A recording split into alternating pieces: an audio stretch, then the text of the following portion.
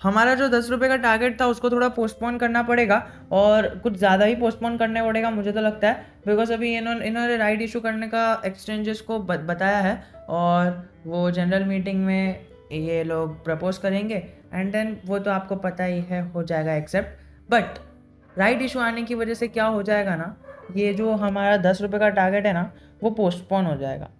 और सेकेंडली जो दूसरी न्यूज़ आई है वो ये आई है कि इसके अंदर बाइंग क्वांटिटी लगी है, वो अच्छी बात है, बट क्या राइट इशू आने की वजह से कुछ और हो जाएगा? या हमने कई सारी कंपनीज देखी जिसका राइट इशू कई बार आया ना, उसकी वजह से कुछ दिक्कत हो गई और वो कंसोलिडेटरी मैनर में चलने लग गया। कई सारी कंपनीज है, और मैं नाम ज़बरदस्ती नहीं ले रहा हूँ, आप मुझे किसी भी एक कंपनी का बताना जिसका राइट इशू थर्ड टाइम आया and then the stock went consolidatory. अगर आपको चाहिए तो कमेंट सेक्शन में पूछ लेना, मैं आपको बता दूंगा। बट ये ऐसा स्टॉक है जो जिसने फिर से राइट इशू कर दिया है। हमें पता है कि ओके प्रमोटर्स अपना माल बेच के बता रहे हैं कि हमने ये किया वो किया, और इसकी जनरल मीटिंग में भी ये सारी चीज़ें होने वाली है और वो सारी चीज़ें होने वाली है, तो ये ऐसा करने वाले।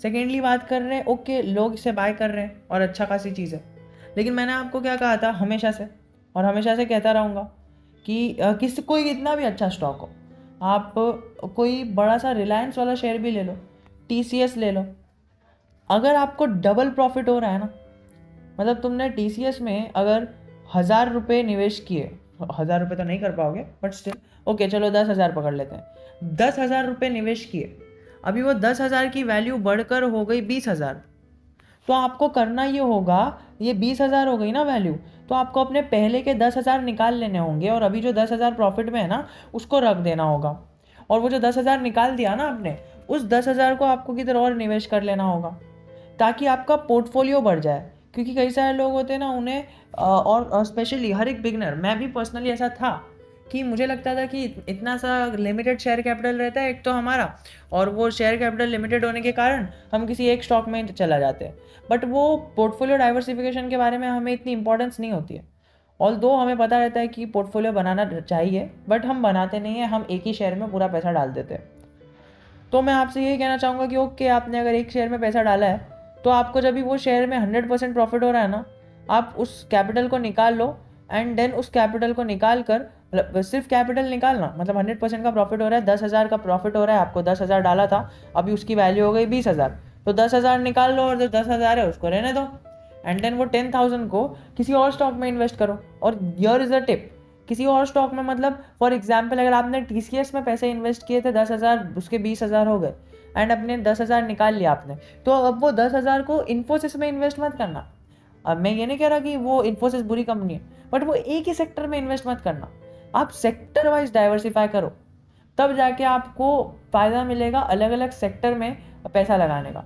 बिकॉज ऐसा होता है पर्टिकुलरली कि ओके एक साल तक IT कंपनीज डाउन है, एक साल तक फार्मा कंपनीज डाउन है, तो अगर आपका पूरा पैसा फार्मा कंपनीज में है या फिर आपका पूरा पैसा IT कंपनीज में है, तो आपको पता ही है क्या होगा, आपके पैसे कट जाएंगे।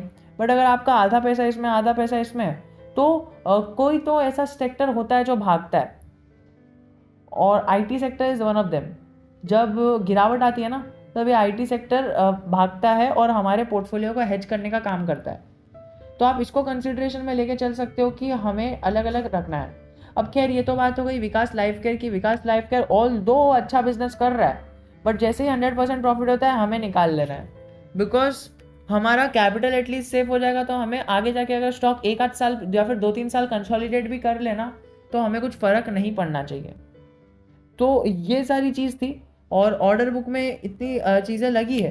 कंपनी इन्फॉर्मेशन में जाएंगे ना, तो कंपनी इन्फॉर्मेशन में हमें पता चलेगा कि कंपनी में डिटेल्स ये है कि ये 20 तारीख को ये मांगा था क्लैरिफिकेशन, तो उससे भी आपको अपडेट रहना है। मैंने आपको हमेशा से कहा है कि आपको क्या करना है, आप इसमें इन्वेस्ट किए हो तो आपको रोज़ NSE की साइट पर आके ये सारी चीज़ें चेक करनी है।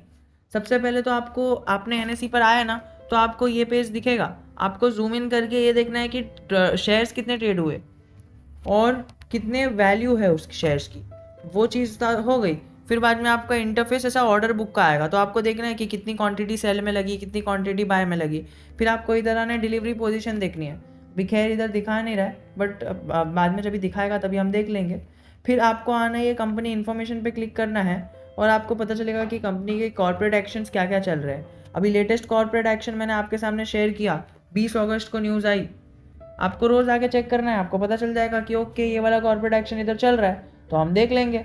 फाइनेंशियल रिजल्ट्स जो है उसके अंदर थोड़ी सी क्लैरिफिकेशन चाहिए, तो खैर वो सारी चीज़ें तो हो ही जाएगी। और देखिए पिछली बार जुलाई को इन्होंने रिप्लाई भी कर दिया था क्लैरिफिकेशन के लिए, तो इन्हें ये पता चलता है इससे हमें कि बार बार एक्सचेंजेस को है ना, इन्हें बताना पड़ता है कि हमें क्लैरिफिकेशन दो, और वो क्लैरिफिकेशन दो और फिर बाद में ये लोग ऐसा जाग कर दे देते हैं कि reply to clarification financial results. तो वो एक थोड़ा सा एक माइनर सा चीज़ है, ठीक है, वो इतना डिटेल में आपको जाने की ज़रूरत नहीं है। हम तो लॉन्ग टर्म इन्वेस्टर है, हमें बड़ी बड़ी न्यूज़ से फ़र्क पड़ना चाहिए। तो आशा करता हूँ आपको वीडियो पसंद आया होगा। If you have any doubt I am always just a comment away from you. और जो मैंने पोर्टफोलियो डाइवर्सिफिकेशन की बात किया ना, वो एक पर्टिकुलर सब्सक्राइबर से रिलेटेड था, कल ही मैंने आपसे चैट किया था। और अगर आप वीडियो देख रहे हो तो आप इस चीज़ को सीरियसली लेना। जय हिंद, जय भारत।